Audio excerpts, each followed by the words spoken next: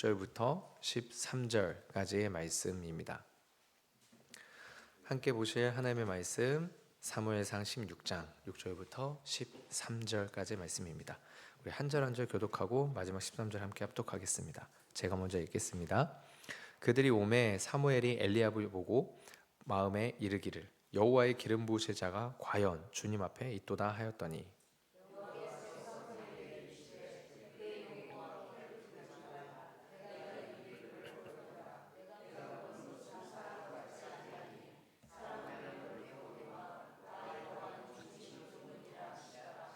이새가 아비나답을 불러 사무엘 앞을 지나가게 하매 사무엘이 이르되 이도 여호와께서 택하지 아니하셨느니라 하니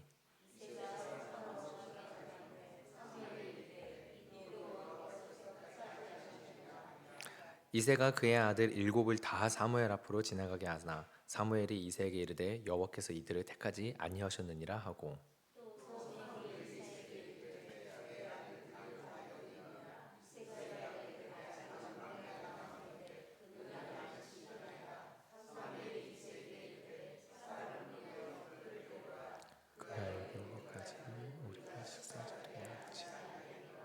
이에 사람을 보내어 그를 데려오매 그의 빛이 붉고 눈이 빼어나고 얼굴이 아름답더라. 여호와께서 이르시되 이가 그니 일어나 기름을 부으라 하시는지라.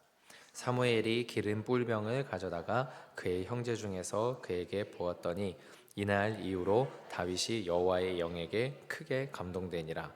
사무엘이 떠나서 라마로 가니라. 아멘. 우리 이 시간에 별고동 우리 태명 이름으로 1,000번째 드리셨습니다. 같이 잠시 기도하고 함께 말씀 나누겠습니다. 하나님, 정말로 주님께서 우리의 마음 가운데 기도하는 것이 기쁨이 될 수 있는 믿음과 마음과 하나님의 역사를 보여주시기를 소망합니다. 하나님, 우리가 기도를 하는데 지치는 것은 내 눈에 어떠한 증거나 변화가 보이지 않아서인 경우가 너무나도 많습니다. 하나님, 그래서 기도할 때 함께 기도하는 것이 이 기도의 응답을 볼 수 있는 은혜도 구하는 것입니다. 하나님, 우리 성도님들 기도할 때마다 아버지 하나님 정말로 지치지 아니할 수 있도록 그 기도의 응답도 보게 되는 은혜도 누릴 수 있는 하나님의 은혜를 허락해 주시옵고 아버지 하나님 또한 정말로 주님 앞에 특별히 물질 바치며 뱃속에 있는 아이를 위해서 기도하는 아버지 하나님 이 마음도 주님께서 받아주시사 아버지 하나님의 영광을 볼 수 있게 하여 주시옵소서. 감사드리며 예수님의 이름으로 기도합니다. 아멘. 우리가 어제 이제 다윗이 등장하게 될 이 사무엘상 16장의 서론 부분을 함께 나눴었고, 그래서 하나님께서 우리의 지금 현재 모습이 아니라 하나님께서 이루실 완성된 모습으로 우리를 바라보시는 것, 그리고 하나님을 위해서 주를 위해서 우리가 정말로 삶을 그리고 우리의 모든 행위의 일들을 해야 되는 것을 함께 나눴습니다. 오늘은 이제 본격적으로 이제 다윗이 등장을 하고 그 다윗에게 기름을 붓는 장면이 나타나게 됩니다. 여기에서 우리가 함께한 두 가지를 또 나누고자 하는데요. 첫 번째 묵상은 무엇이냐면 본질이 결여된 외형은 그냥 지나가는 하나의 현상일 뿐이라는 겁니다. 본질이 결여된 외형은 그냥 지나가는 하나의 현상이다. 우리 6절을 보면은 이렇게 나와 있습니다. 그들이 오매 사무엘이 엘리압을 보고 마음에 이르기를 여호와의 기름 부으실 자가 과연 주님 앞에 있도다.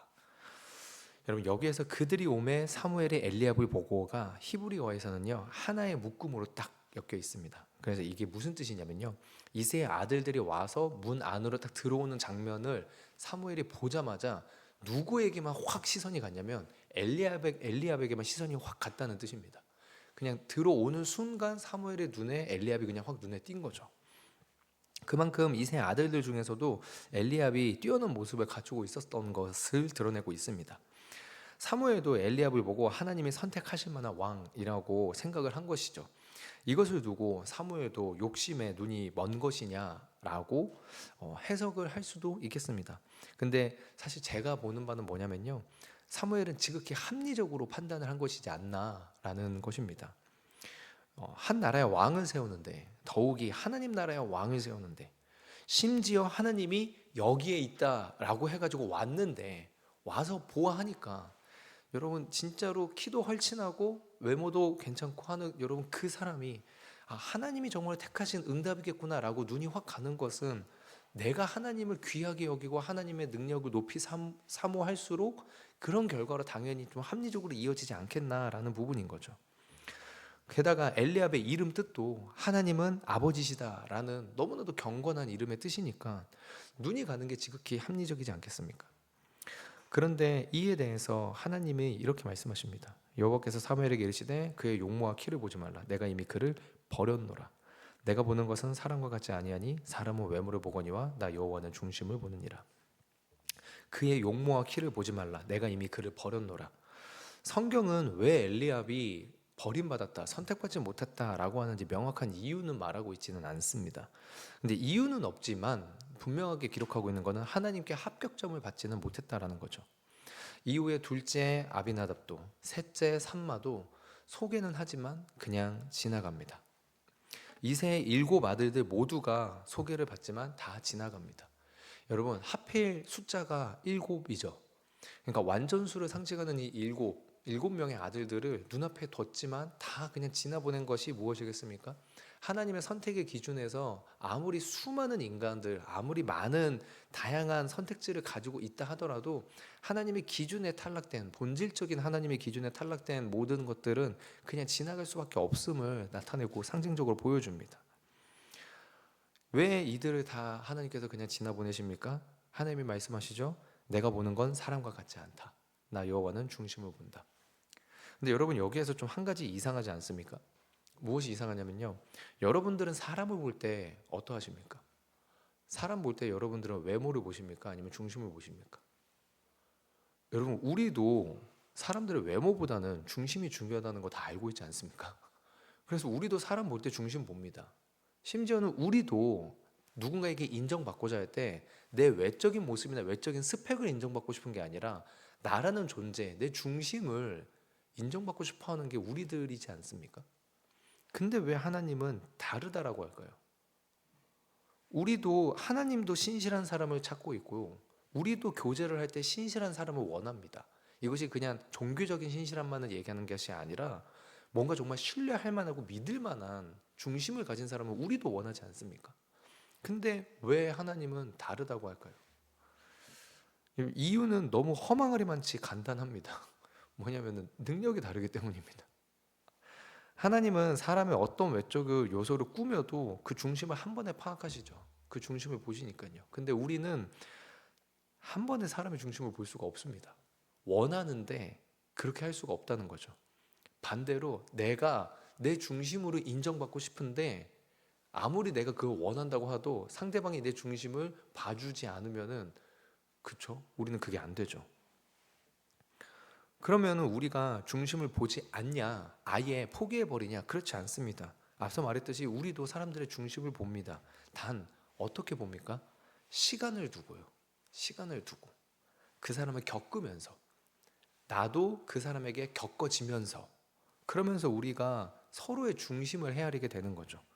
때문에 아무리 겉으로 드러난 모습, 내 겉으로 드러난 삶을 아무리 꾸며내도 결국 내 안에 중심이 채워져 있지 않으면, 내 안에 본질이 내 안에 담겨져 있지 않으면 그 사람은 사람들 앞에서도 하나님 앞에서도 그냥 지나가는 사람, 그냥 지나가는 인생, 별다른 무게감을 가지지 못한 존재로 그냥 흘러가고 만다라는 것입니다. 여러분, SNS로 셀프 브랜딩하고 자기 PR을 하고 남들보다는 다른 차별성과 탁월성을 요구받고 있는 지금 시대입니다. 청소년들이랑 청년들이요, 지금 중년 이상의 세대들보다 엄청나게 빠른 변화의 압박을 느끼고 있습니다. 그 가운데에서 시간을 두고 차근차근 사람 뽑는 회사가 있을까요? 아니요, 그런 회사 없습니다. 그래서 외적인 스펙과 모습으로 사람을 빠르게 판단해서 빠르게 우리가 원하는 기업의 사람을 뽑을 수밖에 없다라고 하는 게 지금 시대죠. 여러분, 이런 세대에게 외모가 전부가 아니다, 중심을 보신, 하나님 중심 보신다고 하지 않았냐? 여러분, 그렇게 말하는 게 설득력이 사실 좀 되게 좀 부족하게 느껴지는 거는 사실입니다. 그런데요, 여러분, 아무리 시대가 변하고 지금보다 더 빠르게 변하는 시대가 온다 하더라도 변하지 않는 게 있습니다. 그게 뭐냐면 우리 인간은 꾸며낸 모습으로는 평생 살 수 없다는 거죠. 우리 인간은 꾸며낸 모습으로는 평생 살 수 없다는 겁니다. 외적인 모습을 아무리 꾸미고 그게 내 외형이 됐건 스펙이 됐건 아무리 내가 더 대단한 사람, 더 뭔가 있는 사람처럼 꾸며내면서 막 이렇게 살려고 해도 그렇게 만들어진 삶으로는 우리가 평생을 살 수 없다는 거죠. 결국에는 속에 있는 것이 드러나게 되어 있습니다. 그게 내 속에 있는 게 말로 드러나고 내 속에 있는 게 행위로 드러나죠. 결국에는 드러나게 되어 있습니다. 때문에 아무리 외적인 조건을 꾸며도 중심이 결여되어 있으면, 본질을 놓치고 있으면 결국에는 사람들에게도 하나님에게도 그냥 흘러가는 존재밖에 되지 못한다라는 겁니다. 좋은 모습으로 사람들을 대하고자 하는 마음이 잘못된 것은 아니죠. 그리고 우리가 좋은 모습으로 사람들에게 비춰지고자 하는 것도 잘못된 건 아닙니다. 바르고 단정한 외형에 더 설득력을 느끼는 인간의 모습은 지극히 당연합니다. 다만 그리스도인이라고 불리는 우리는 어떻게 해야 될까요? 예, 아무리 시대가 외형적인 부분을 원하고 그것으로 빠르게 판단하니까 너도 외형을 꾸며야 돼 라고 말하는 것이 틀린 말은 아닐지 몰라도 그것만 의지해서는 안 되겠죠. 허망하게 쓰러질 것들을 중심에 두고 사는 것이 아니라 교훈과 책망과 바르게 함과 의로 교육하기에 유익하면서 하나님의 사람으로 온전하게 하고 모든 선한 일을 행할 능력을 주시는 하나님의 말씀, 그 말씀을 우리의 중심에 두어서 말씀을 우리의 삶에 우리의 존재의 본질로 두는 그 훈련과 그 발버둥이 우리 모든 성도의, 우리 모든 그리스도인의 본질적인 모습이지 않나 싶습니다. 그래서 우리가 그것을 갖추고 외형도 갖추려고 할 때에 하나님 안에서 길이 보이는 것이지, 다른 세상과 똑같이 드러나는 스펙, 이것을 위해서 예배도 포기하고 기도도 포기하고 말씀도 포기하고 우리가 동일하게 그들과 같은 기준으로 삶을 살아가려고 한다면 그 안에서 하나님의 은혜와 기적을 보지는 못할 것 같습니다. 근데 참 놀랍게도 오늘 본문 안에서요, 이렇게 본질을 붙잡고 기도하고 애쓰는 자의 외형이 또 어떠한지도 말해주고 있는 부분이 있습니다. 그것이 어디냐면 12절입니다. 이에 사람을 보내어 그를 데려오매 그의 빛이 붉고 눈이 빼어나고 얼굴이 아름답더라.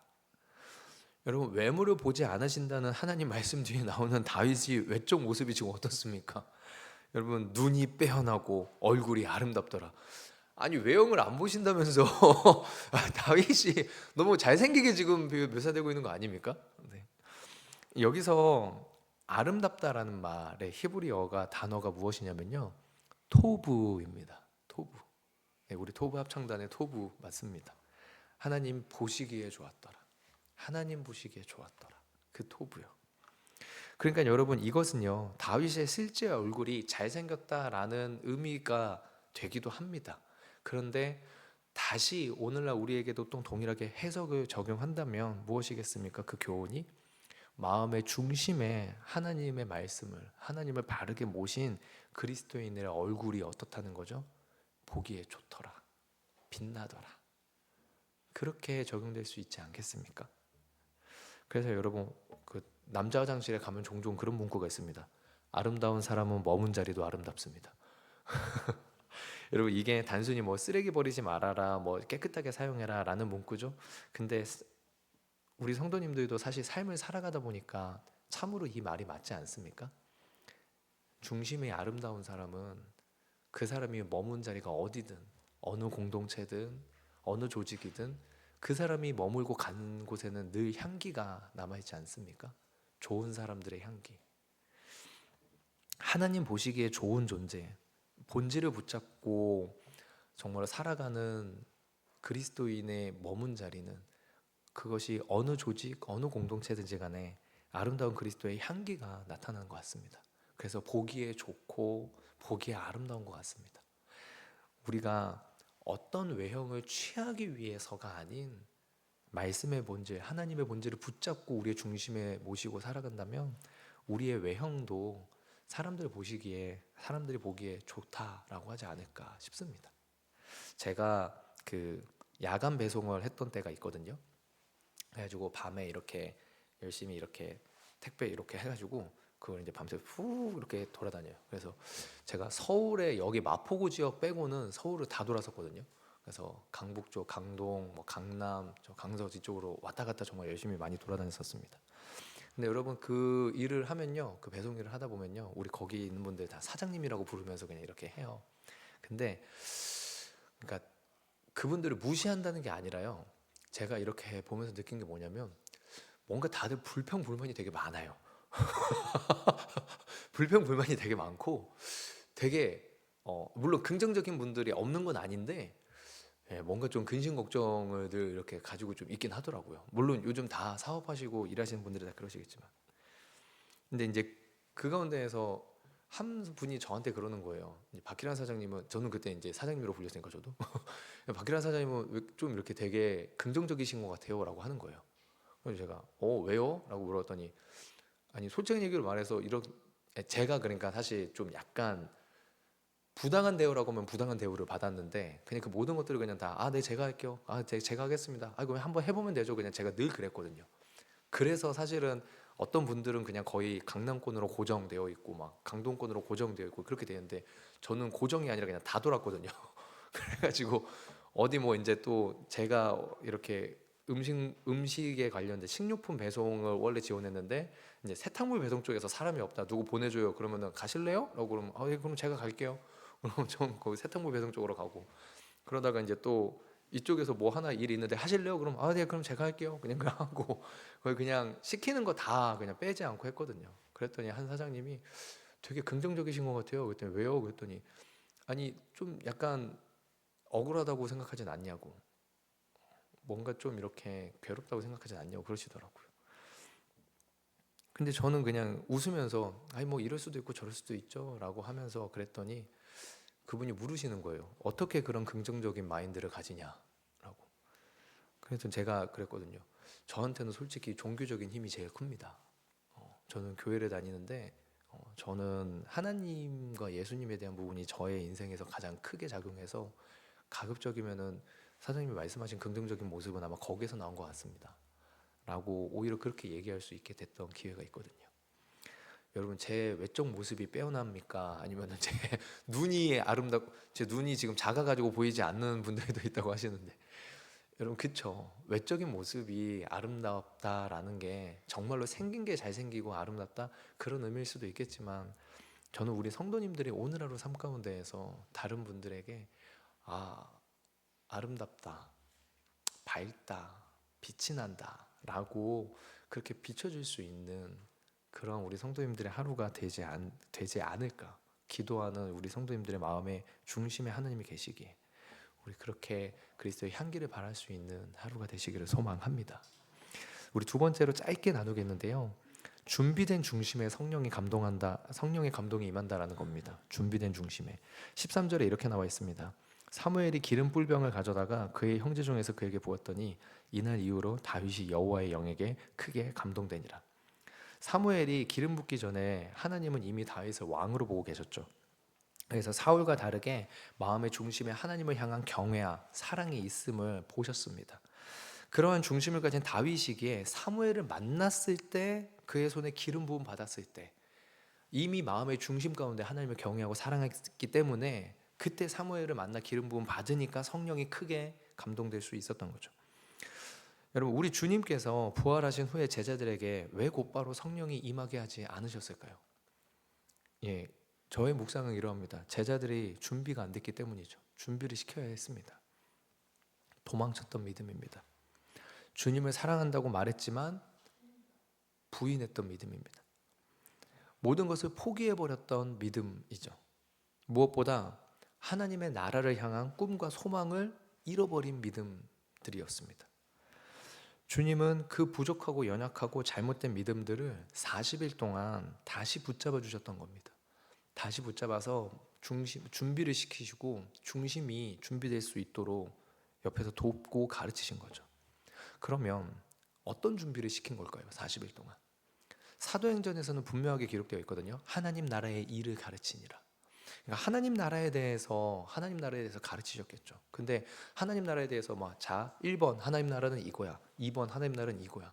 그냥 무조건 이렇게만 가르치셨을 거예요. 어떤 준비를 시키셨기에 주님은 올라가셨고 제자들에게 그 다음에 성령이 오셨을까요? 여러분 보시면 무엇입니까? 네, 기도하는 준비입니다. 기도하는 준비. 예수님은 제자들에게 아버지께서 약속하신 것을 기다리라고 하셨죠. 그때 제자들이 어떻게 합니까? 멍하니 기다린 게 아니라 모여서 기도하죠. 모여서 기도합니다.